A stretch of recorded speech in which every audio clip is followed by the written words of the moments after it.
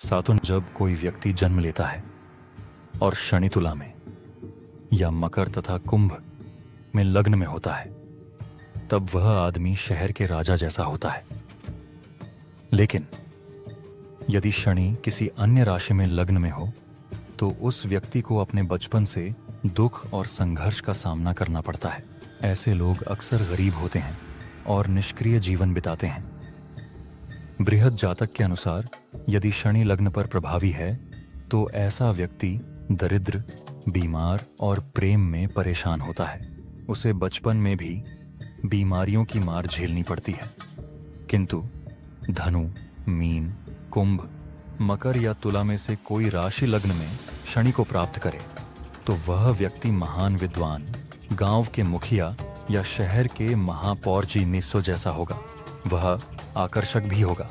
उत्तर कलामृत और मानसगरी जैसे ग्रंथ इस बात की पुष्टि करते हैं, यदि जन्म के समय शनि दूसरे घर में होता है तो उस व्यक्ति का चेहरा आकर्षक नहीं होगा। वह धार्मिकता का मार्ग नहीं चुनता और धन से वंचित रहेगा। हालांकि अपने जीवन के अंतिम चरण में वह अपने पैतृक स्थान को छोड़कर धन, वाहन और जीवन के सभी सुख प्राप्त करता है। यदि शनि तीसरे घर में होता है तो ऐसा व्यक्ति बुद्धिमान, विचारशील और उदार होता है। वह अपनी पत्नी के साथ रहता है, फिर भी आलस्य और दुख का सामना करता है। जब शनि चौथे घर में होते हैं तो व्यक्ति घर, सम्मान और मां से दूर रहता है। इस स्थिति में उसे बचपन में ही बीमारियों का सामना करना पड़ता है और उसे दुख भी सहना पड़ता है। यदि शनि पांचवें घर में होता है तो वह व्यक्ति दुष्ट और गलत कार्यों में लिप्त होता है।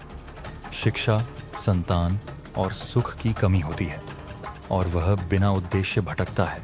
जब जन्म के समय शनि छठे घर में होता है तो ऐसा व्यक्ति चतुर, धनवान और अपने दुश्मनों को मात देने वाला होता है, लेकिन उसमें अभिमान भी पाया जाता है। यदि शनि सातवें घर में होता है तो संबंधित व्यक्ति संदिग्ध चरित्र की महिलाओं की संगति में होता है। वह गरीब, भटका हुआ और दुखी रहता है। आठवें घर में शनि होने पर मूल निवासी अनेक परेशानियों का सामना करता है। धन की कमी से जूझता है और क्रूरता से दो चार होता है। उसके मित्र भी उससे दूर भागते हैं। यदि जन्म के समय शनि नौवें घर में होता है तो व्यक्ति भाग्य, समृद्धि और बच्चों की खुशियों से महरूम होता है। इसके साथ ही वह अधार्मिक और दुष्ट भी होता है। एक दृष्टिकोण यह भी है कि चूंकि नौवां घर धर्म का प्रतीक है, यहाँ शनि एक बदलाव ला सकता है। यदि यहाँ शक्तिशाली शनि है जो गुरु के समान हो तो व्यक्ति धार्मिक सिद्धांतों का पालन करेगा और साधक बनेगा।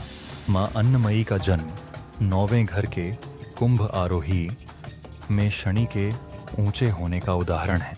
स्वामी करपत्री की कुंडली में भी शनि नौवें स्थान पर है, जबकि सूर्य, बृहस्पति, शुक्र और बुध कर्क में लग्न में है।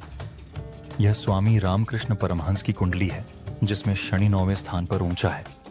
10वें घर में शनि व्यक्ति को राजा या साम्राज्य के समान बनाता है। वह बहादुर, प्रसिद्ध होते हैं और कृषि कार्यों में संलग्न होते हैं। घर में शनि जातक के स्वास्थ्य को बेहतर बनाता है और उसे स्थायी आय तथा धन की प्राप्ति कराता है। यदि जन्म के समय शनि 12वें घर में होता है तो मूल निवासी निर्धन, निसंतान, किसी अंग में दोषपूर्ण, मूर्ख और अपने दुश्मनों से पराजित होता है।